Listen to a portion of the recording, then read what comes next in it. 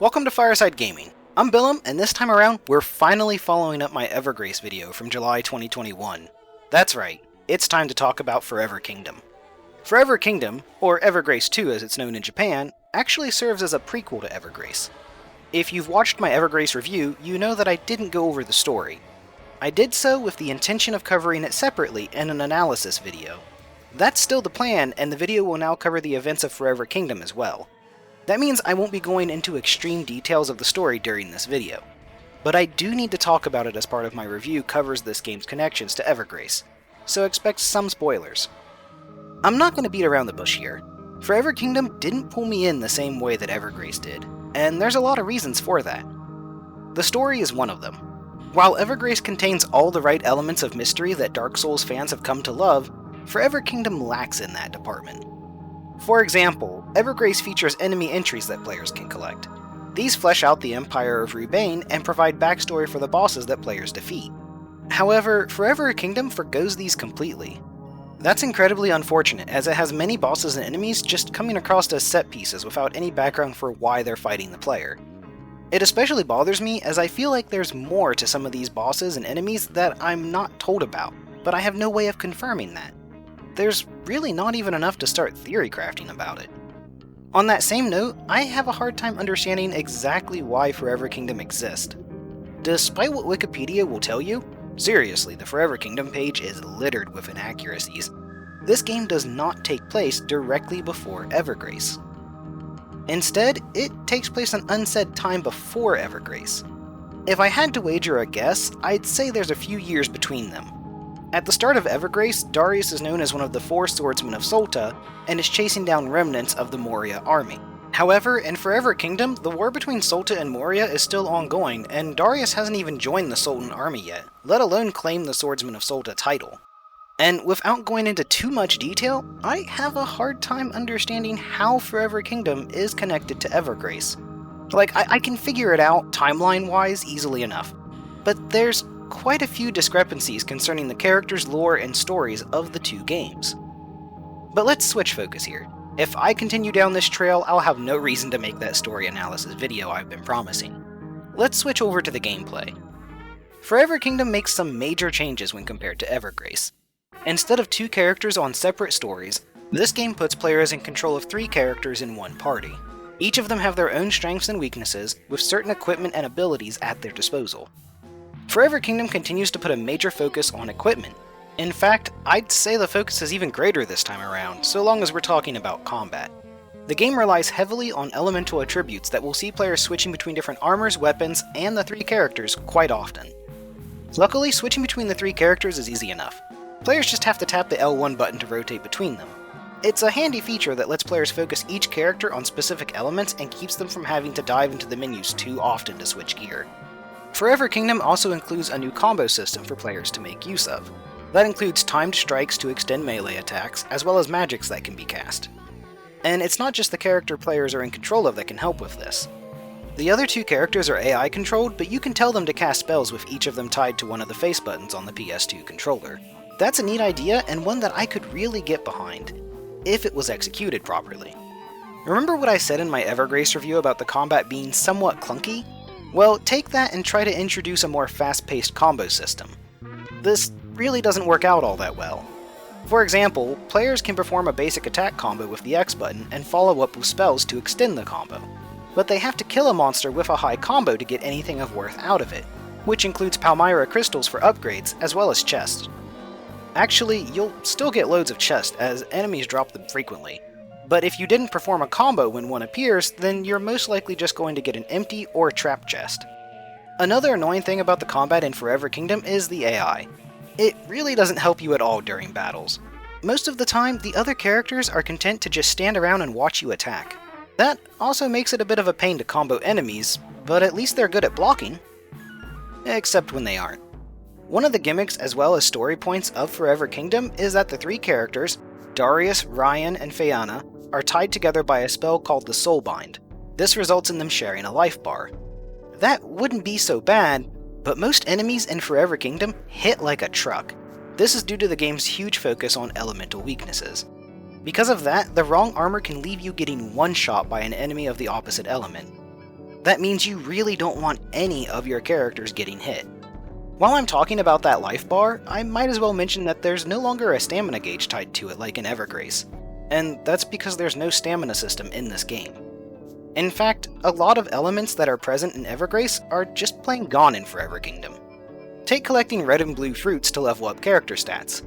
That's no longer a feature, as players can only upgrade their armor and weapons this time around. On that same note, armors and weapons having Palmyra arts is another discarded feature.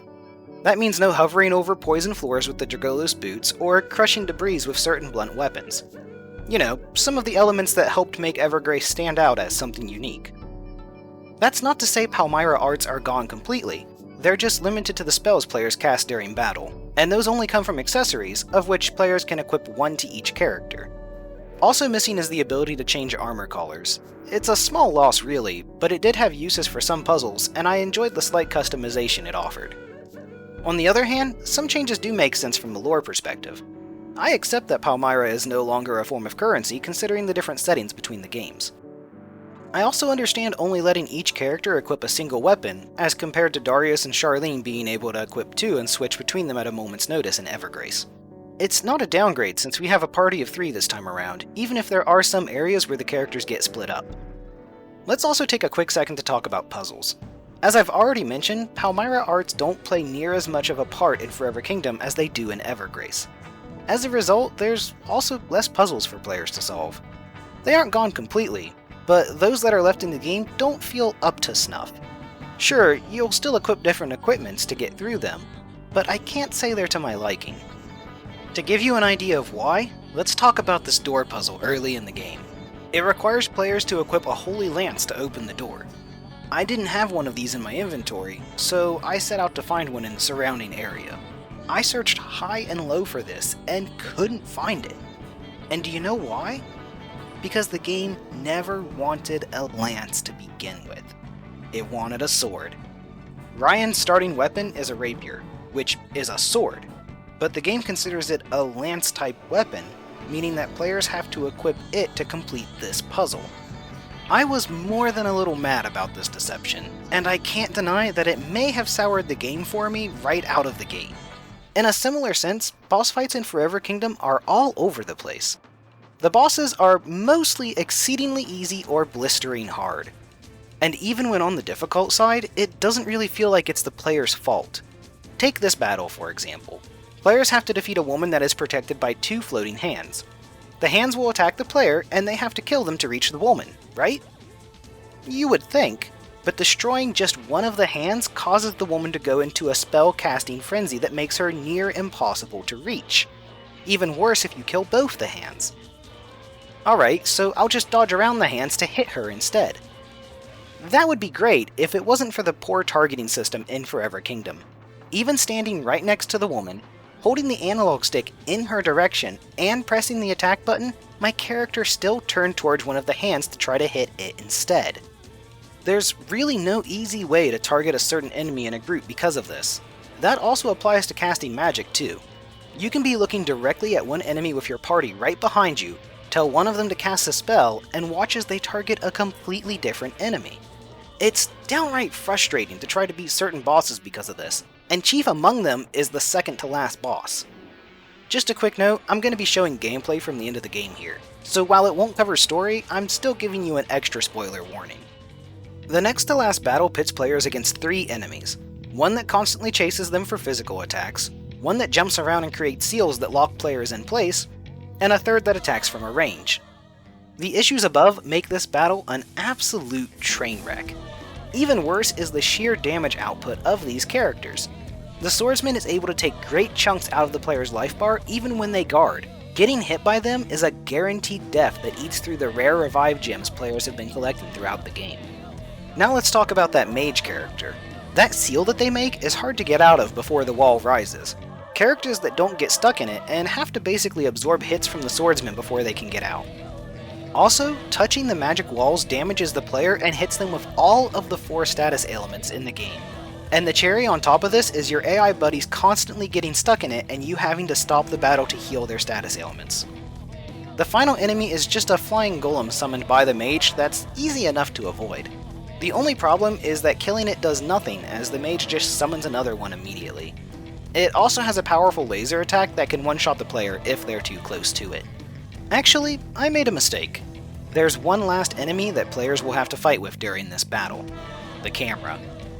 I don't know what it is about this area in particular, but the camera is especially annoying to deal with. See, the camera in Forever Kingdom operates just like in Evergrace. Players can't control it except to center it behind them. For 98% of the game, this isn't a problem, but it really stands out as a black mark in this battle. Obviously, I did finally beat this fight, but it took quite a few attempts and never stopped being a major pain.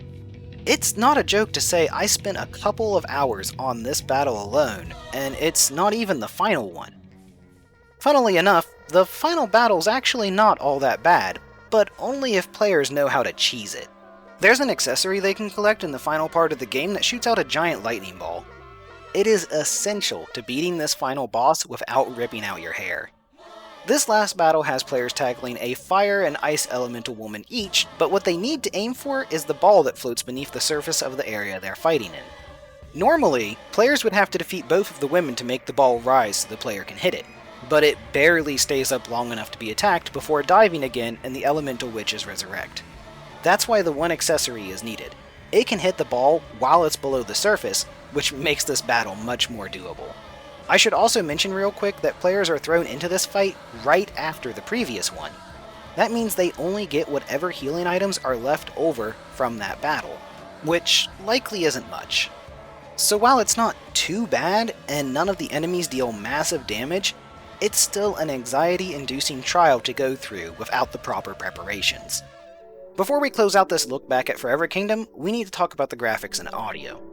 Visually speaking, Forever Kingdom has all of the looks of an early PS2 game, which makes sense considering it came out just 1 year after the console's launch.